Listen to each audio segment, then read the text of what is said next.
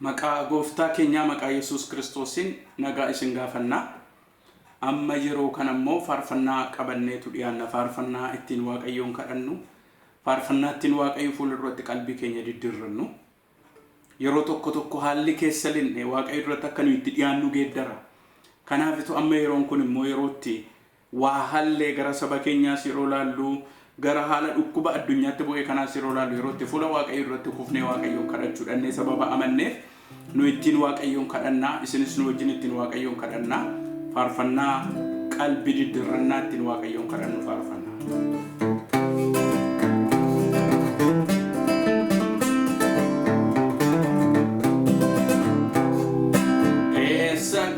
Akka kufne yaadnu qalbii diddirrannu gara Waaqayyootti deebinu.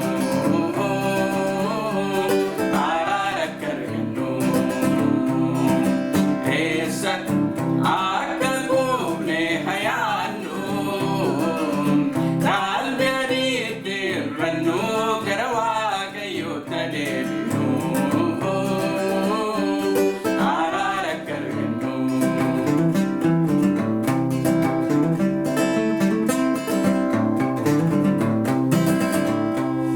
Nasun bebe rachun namatti baay'achuun halkan guyyaa dunduu muddamaan jiraachuun oduun sobaaf dhukkubii garmalee baay'achuun iji saasaa kanaa Waaqayyoon wallaalu. Akka kufne yaadnu qalbii diddirrannu gara Waaqayyootti deebinu.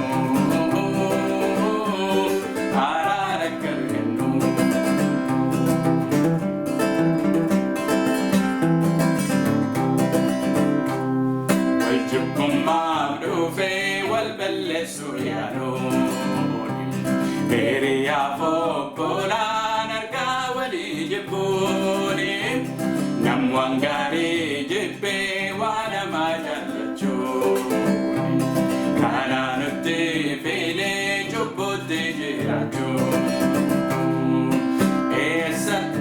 Akka kufne yaadnu qalbii diddirrannu gara Waaqayyootti deebinu.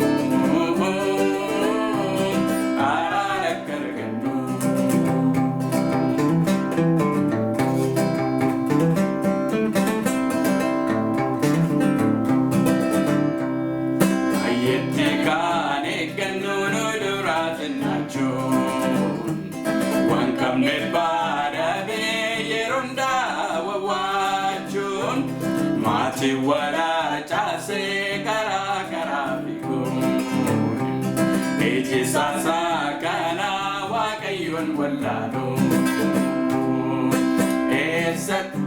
Akka kufne yaadnu qalbii diddirrannu gara Waaqayyootti deebinu.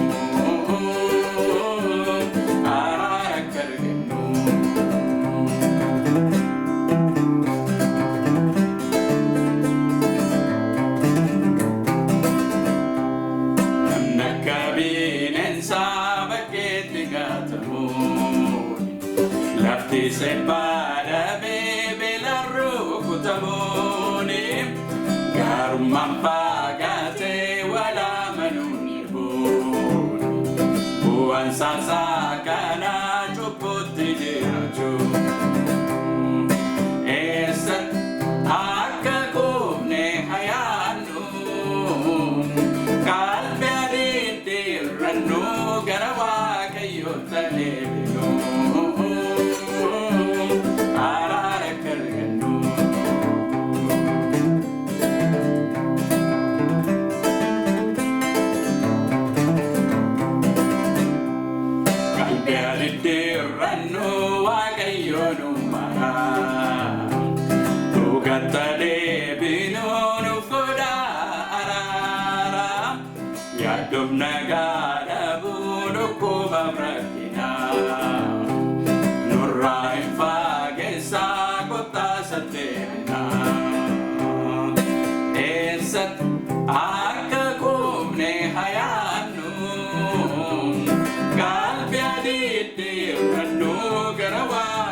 waaqayyoota deebinu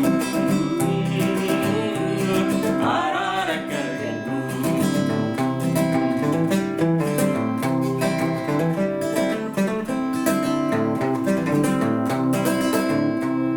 Deebina yoo taane harka isaa bal'isaa waaqayyo jaalala inni maraarrisaa yoo mataa jabaannee cubbutti jiraanne muddaamumaan fennaa barannee nuuf kenne eessatti akka kufne yaadnu qalbii adiindirrannu gara waaqayyoota deebinu araara argannu.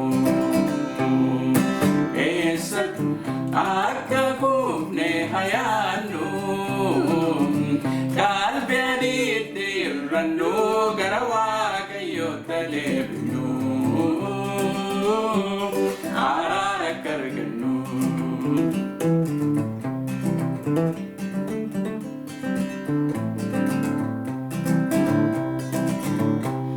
Qalbii adiindirrannu waaqayyo nu maraa dhugaatti deebinu nuuf godha araara yaaddoofna gaadhabu dhukkuba rakkinaa nurraa hin fageessaa kottaasa deebina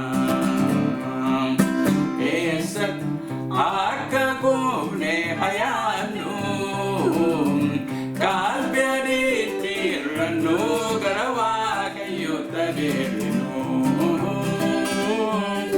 araara argannu.